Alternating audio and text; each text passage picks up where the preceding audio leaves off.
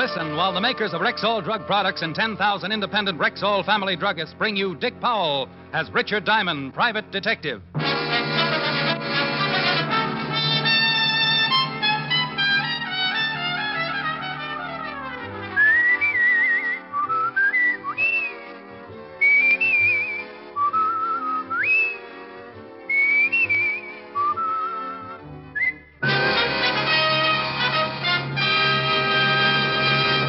Good evening. This is Bill Foreman speaking to you for the 10,000 independent druggists who have made the word Rexall part of their own store names. They've done that because they recommend and sell the 2,000 or more drug products made by the Rexall Drug Company. This evening, we want to call your particular attention to Rexall's sensational two-page ad in this week's issues of Life, Look, Collier's, the Saturday Evening Post, and in the Farm Journal. One page of this important two-page spread announces 10 great new products from the world-famous Rexall Laboratories. The other page features 10 bedrock bargains available at Rexall drugstores all during the month of June. For new and better health aids, for bigger and more useful bargains, be sure to check Rexall's eye-opening two-page ad in this coming week's issues of Life, Look, Collier's, the Saturday Evening Post, and in the Farm Journal. Good health to all from Rexall. Now, your Rexall family druggist brings you a transcribed half hour with Richard Diamond, private detective, starring Dick Powell.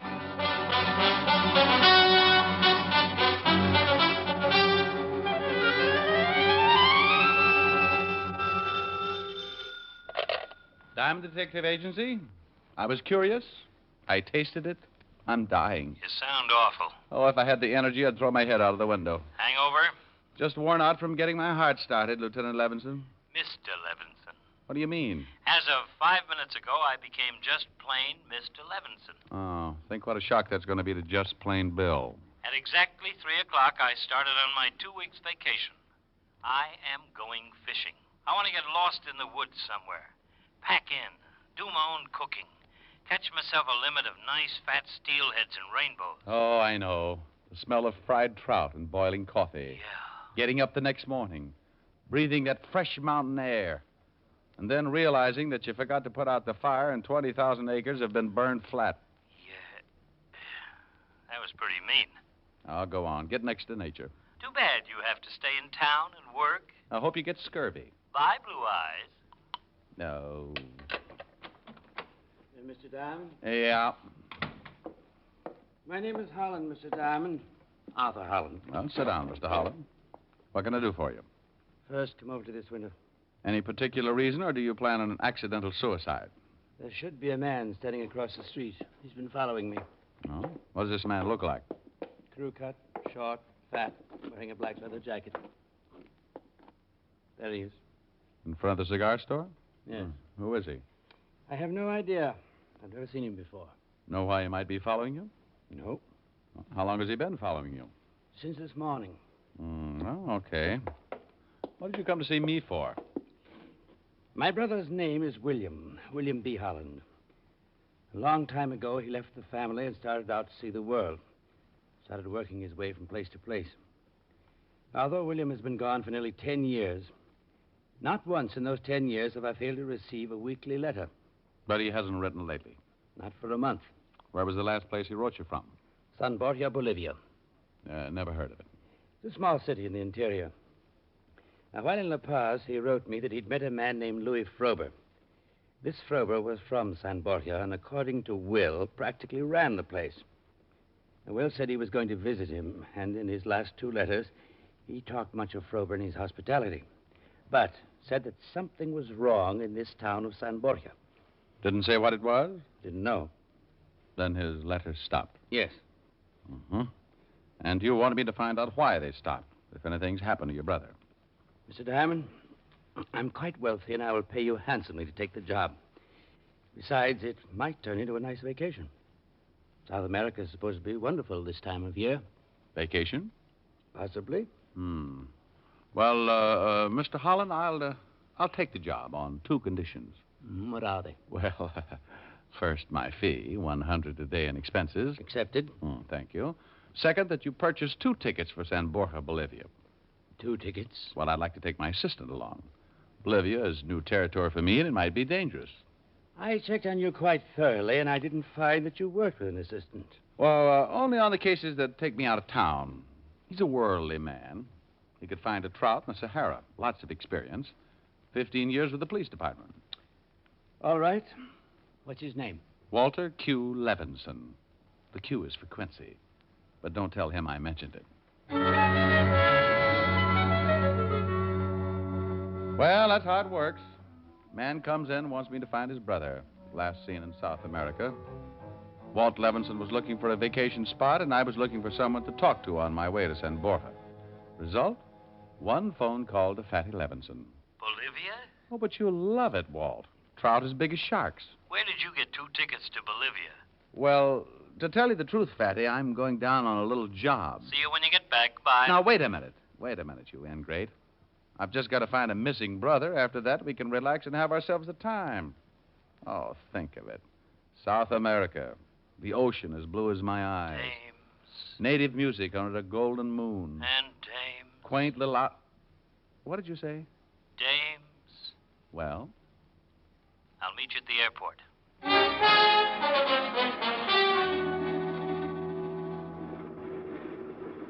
Pan American Grace Clipper, Flight 109 from Miami, Guatemala City, Panama, Lima, Arequipa, and La Paz, boarding at Gate 7, all aboard.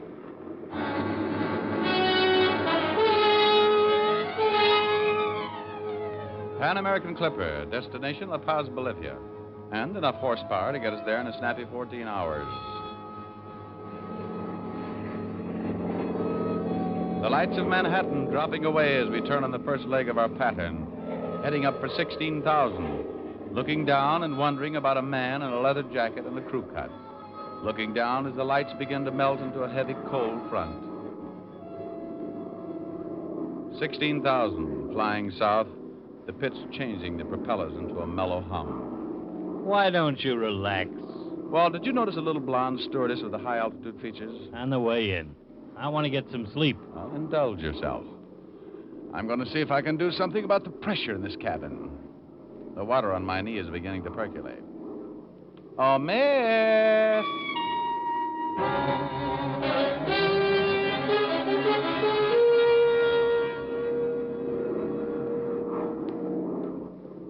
Hey, Fatty, wake up. Huh? Oh. You had yourself quite asleep. Yep. Where are we? Well, another hour, we're in Miami. How'd you make out with Miss Hummingbird? Been with Pan American 3 years, 60,000 miles, over 2,000 hours. Name's Rogers, Gene Rogers, Baltimore. How'd you make out? Oh, shut up.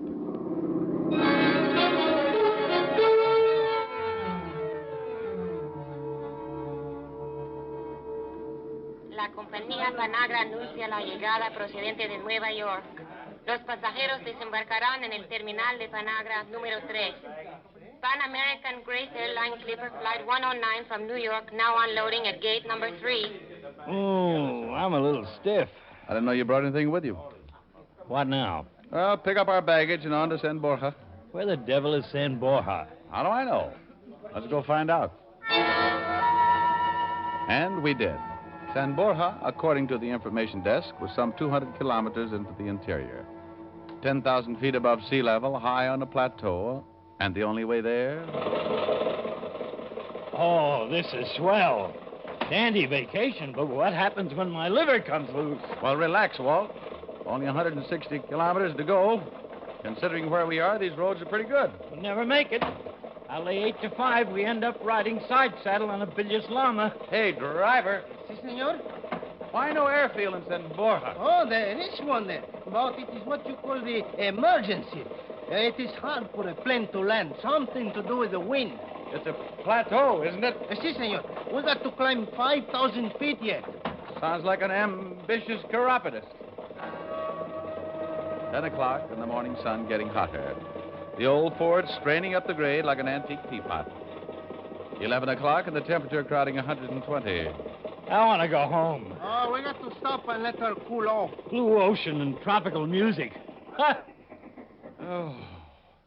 How much farther, driver? Oh, about 20 kilometers, senor.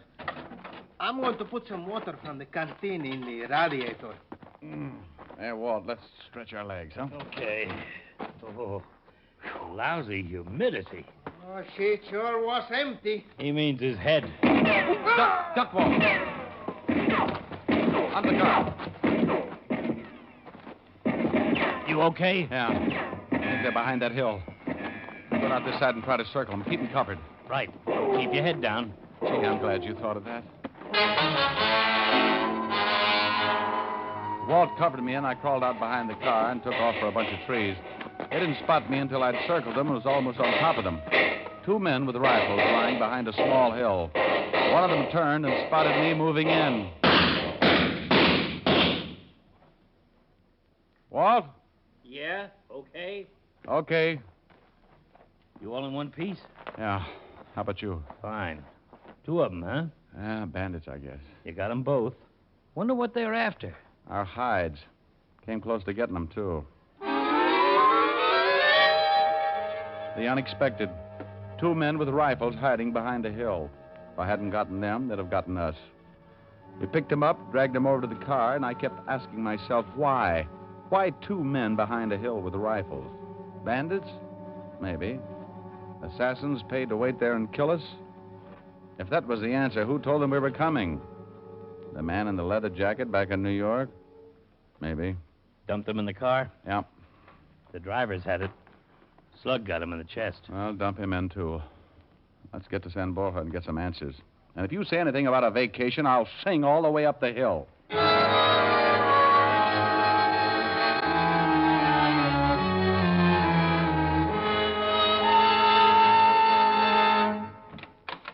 The two Americans, Mr. Diamond and Mr. Levinson. Come in, come in. I am Louis Frober. How do you do? Anything else, Mr. Frober? No, that's all, Paul. Well, gentlemen, I understand you ran into some difficulty, hmm? Well, your local constabulary seemed to think there was some law against driving around San Borja with 3 dead men in the back seat. And these bandits attacked you and killed your driver, is that right? That's right. And you, in turn, killed them? That's right. Well, for tourists, you fight rather well. Well, not exactly tourists, Mr. Frober. We asked to see you because we were sent here to locate a William Holland. Ah, I see. May I offer you a drink? Lovely suggestion. Here I present the interests of Arthur Holland, William's brother. That's right. Water? Straight. Well, gentlemen, I informed Mr. Holland that William simply left. After all, there's nothing strange about that. There you are. Thank you. Thank you. We're not looking for anything unusual, Mr. Frober. This was the last place William was heard from, so this is the most likely place to try and locate him. Sure, of course. Well, here's to a pleasant stay in San Borja, gentlemen, and, gee, have a good health.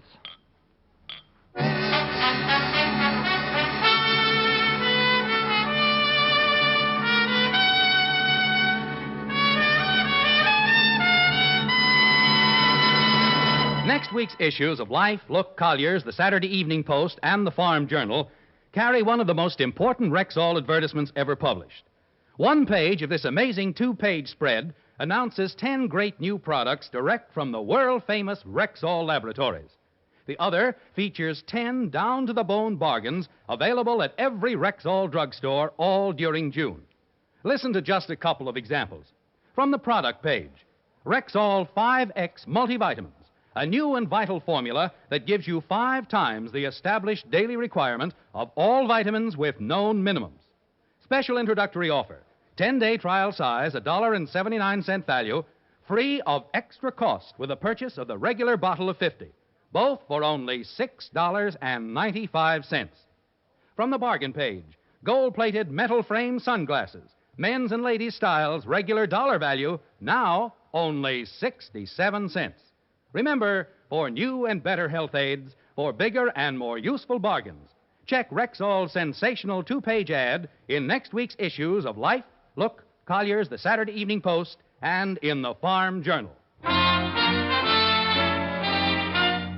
And now back to tonight's adventure with Richard Diamond, Private Detective, starring Dick Powell.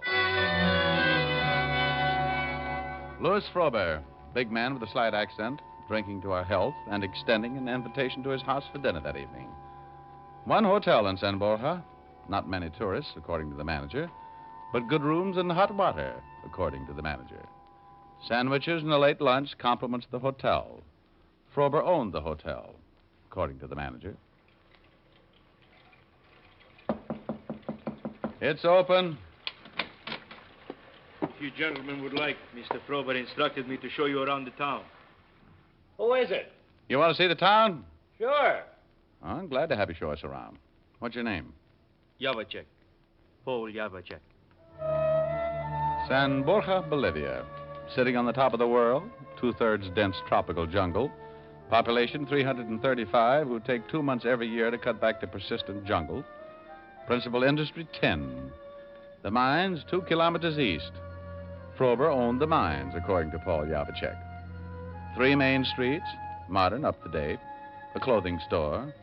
Several cafes, a bank, telegraph office, post office, and recreation hall. All built and owned by Frober, according to our guide, Paul Javacek. You mine tin, huh? How do you get it out? Trucks, then by cargo plane. If you had arrived tomorrow, you would have passed the caravans as you came up the mountain. The ore is taken out once a week. How well did you know William Holland? Not well. Now, if you gentlemen have seen enough for today, I suggest we leave for Mr. Frober's house. He expects you at 7. A kilometer from town in the house of Louis Frober. The jungle not far off and a heavy tropical shower right on top of us. Like Frober, the house was big and imposing, a showcase of its master's wealth and position. I am so sorry that you got caught in the shower. They are pesky things sometimes, but they don't last long. Louis? Gentlemen, my wife, Mrs. Frober, Mr. Diamond, Mr. Levinson. How do you do? How do you do, Mr. How do you do? Dinner is served.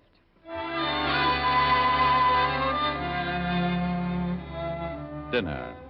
The long, paneled dining room illuminated by a dozen candles. Music floating in from a hidden speaker.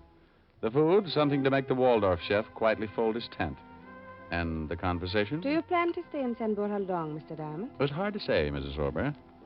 It's a wonderful soup. Mr. Diamond and Mr. Levinson have been sent here to try and locate William Holland. Oh? The soup is my own recipe, Mr. Diamond. Made from barley grown right here in San Borja.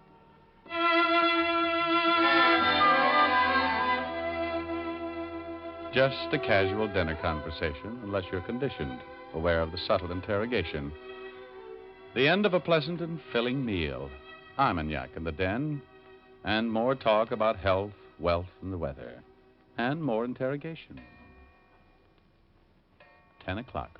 Well, I am afraid you'll have to excuse me now, gentlemen. I have to be up at 6 o'clock, and I have a hard day ahead of me.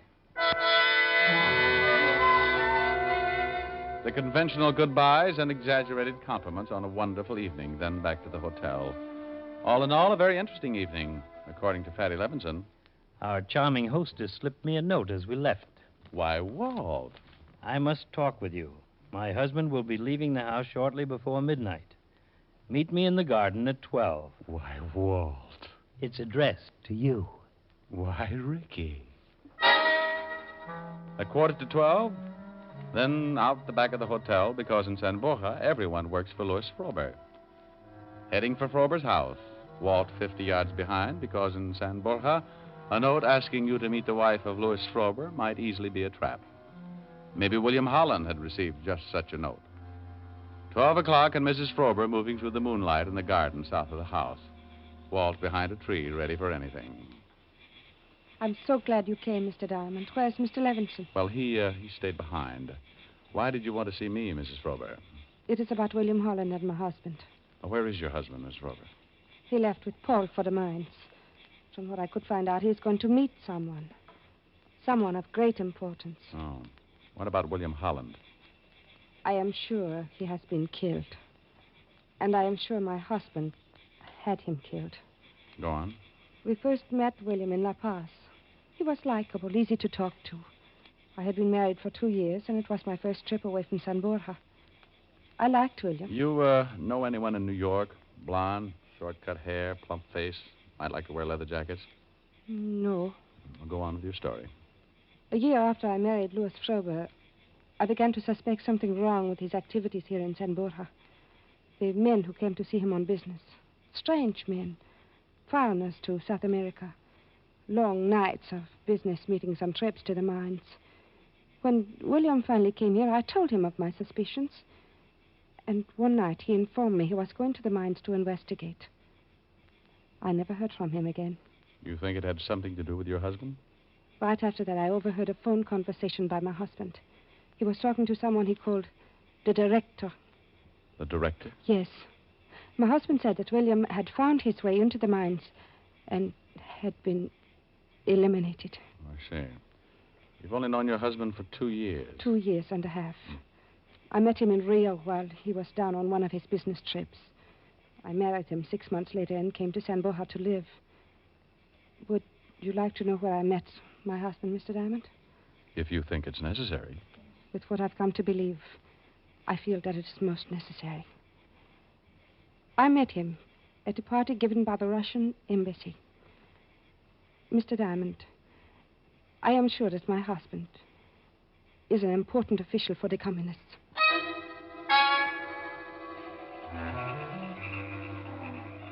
Along the road east of the Frober mines, no lights, just the moon. The sounds of the jungle raising the hair on the back of my neck. A kilometer from the mines, and the dull glow in the sky pointing the way. Frober's generators and manpower working late. The kilometer passed, and the tenseness in the middle of my stomach took on cramp-like proportions. We climbed a hill for a better look. Pretty busy. Must be 30 trucks down there. I'm getting them loaded for the trip down the hill. Hey, listen to that. Well, I'll be darned. Is that what I think it is? The fields in San Borja make it tough for a plane, but for a helicopter, that's another thing. Frober left the house to meet somebody important.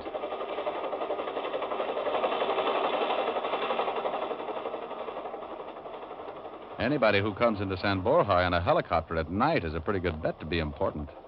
Our dead driver said there was an emergency field. Well, it's landing on the other side of the mines. Must be close. You want to take a look? Well, not too many men around those trucks. Before we go looking for that copter, I want to see if it's really 10 Mr. Frober's taking out of that mine. Down the hill, Walt 20 yards behind in case of trouble. Picking our way through the brush, trying not to sound like a landslide. A long road running away from the mines toward San Borja. The line of trucks, the first dozen or so loaded and ready, their backs piled high with sacks. A short sprint, and I was boosting myself up on the back of the first truck, digging into one of the sacks, feeling the heavy chunks of ore, then down off the truck with the ore in my hand. You're up late, Mr. Diamond. Paul Yavicek, Frober's right-hand boy, standing in the darkness, his gun pointed right at my stomach. Mr. Frober will be happy to know of your interest in these mines. Start walking up the road toward the main gate. Stay ahead of me. Keep your hands in sight. Tell me something, Yavicek. How do you get 10 out of pitch blend? I suggest you ask Mr. Frober. He's at the mines? He will be. Drop it, Yavicek. Thanks, Walt, thanks. You all right? Yeah, it's close. Yavicek? Dead. Come on, let's get out of here. Where to? Well, Mrs. Frober said her husband had a phone conversation. I'm going to use that phone and warn La Paz about Frober. Hold it. What is it? Car coming down the road. Frober. Yeah, and he's got company. Probably his important visitor. When he finds out what's happened, he'll guess it's us. We'll never get back to town before he does. Unless we drive. I will take a chance on the confusion and grab that first truck. Clear. Keys are in the truck.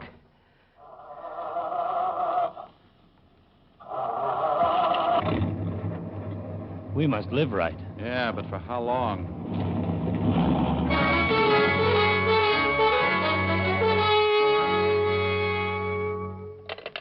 There is a direct phone line all the way to Cavendo. The operator at Cavendo can put you through to La Paz. Bueno. Operadora de Covendo, ¿puede escribir? She's talking Spanish. You better take it. Oh. Esta es la señora Frober. Favor de conectarme con La Paz. Minutes running out. Mrs. Frober looking frightened, waiting for La Paz to answer. She has them. Ask for the embassy. Car pulling up.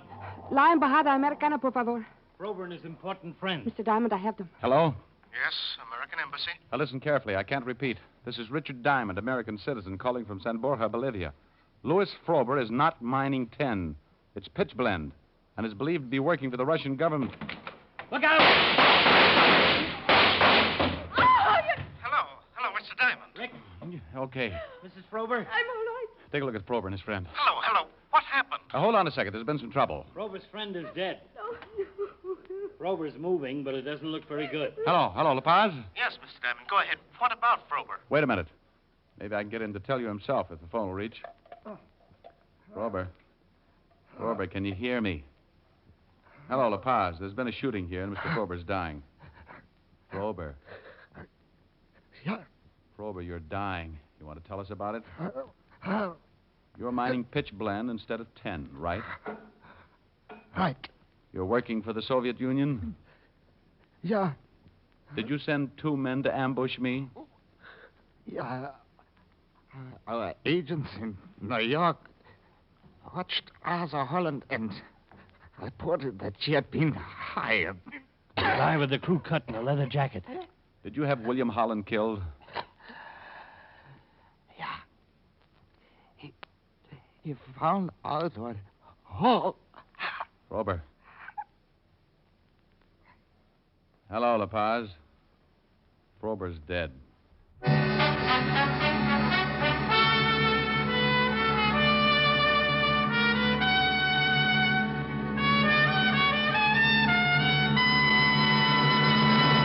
This time of year, no woman wants to spend endless hours caring for her skin and makeup. Since you want the finest beauty care in the least time and with no nonsense about it, why not try the new Ann Delafield Cosmetics? Designed expressly for the busy modern woman, they give you the most for your cosmetic dollar and save time as well. There are no endless bottles and jars, no endless creams for different corners of your face and neck. Just one fine cream, the Ann Delafield All-Purpose Deep Cream. A day cream, cleansing cream, night cream. All creams in one. There are vitamins, too, for true beauty from within, and other lovely makeup aids tailor-made for you. Look for the fine Ann Delafield Cosmetics at Rexall drugstores everywhere. Good health to all from Rexall.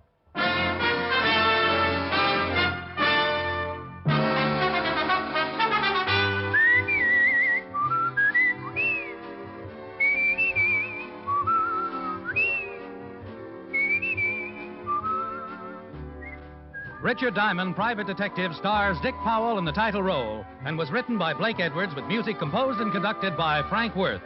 Dick Powell directed the RKO production Split Second, which is now in release, and his latest film appearance was in the Metro Goldwyn Mayer award-winning The Bad and the Beautiful. Heard in tonight's cast were Arthur Q. Bryan, Wilms Herbert, Ben Wright, Jack Crucian, Virginia Gregg, Don Diamond, and Lillian Bayef. Richard Diamond, Private Detective, is transcribed in Hollywood by Jaime Del Valle.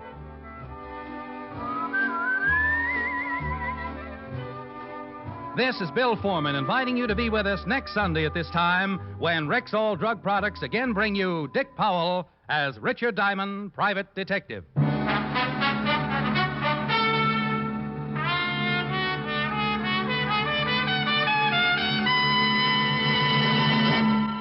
Remember, for new and better health aids, for bigger and more useful bargains, check Rexall's sensational 2-page ad in next week's issues of Life, Look, Collier's, the Saturday Evening Post, and in the Farm Journal. You can know better health. You can save money.